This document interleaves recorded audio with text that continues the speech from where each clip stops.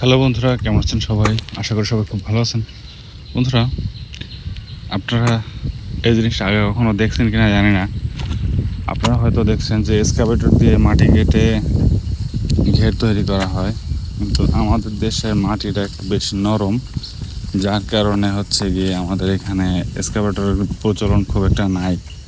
কারণ হচ্ছে অনেক সময় দেখা যায় যে যদি এক্সকাভেটর এই জমিতে নামানো হয় তাহলে অনেক সময় জমিতে আটকা পড়ে, যার কারণে আমাদের এখানে মাটি কাটার জন্য শ্রমিক দিয়ে মাটি কাটা হয়। এবং এইভাবে যদি একটু জায়গাটা দূরে হয় তখন সেটা নৌকা মাঝখানে মাটি ভরাট করে নিয়ে যাওয়া হয় এক জায়গা থেকে আরেক জায়গায়, মানে নৌকা পরিবহনের জন্য নৌকাটা ব্যবহার করা হয়। তো এটা যদি আগে কখনো না দেখে থাকেন তাহলে অবশ্যই আমাদেরকে কমেন্ট করে জানাতে পারেন যে জিনিসটা কি আপনাদের কাছে ইন্টারেস্টিং মনে হয়েছে কিনা।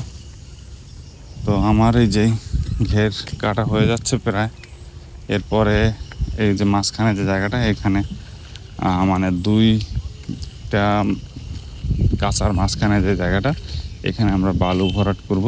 এরপরে উপরে আবার হচ্ছে গিয়ে আরেক স্তর মাটি দেওয়া হবে। কারণ হচ্ছে আমাদের এখানে আসলে মাটির একটু সংকট আছে। তো এর থেকে বেশি যদি আমরা মাটি তুলি তাহলে আবার পরবর্তীতে বোরো ধান করতে একটু সমস্যা হবে, যার কারণে আমরা মাঝখানে কিছু বালি দিয়ে একটু উঁচু করে তারপরে আবার হচ্ছে গিয়ে উপর দিয়ে মাটি দেওয়া হবে।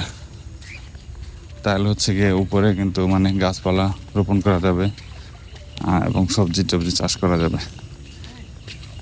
মাঝখানের মাটিটা একটা টাইম হচ্ছে গিয়ে আস্তে আস্তে বালুটা আর কি মাটিতে পরিণত হবে। তো এই হচ্ছে বিষয়।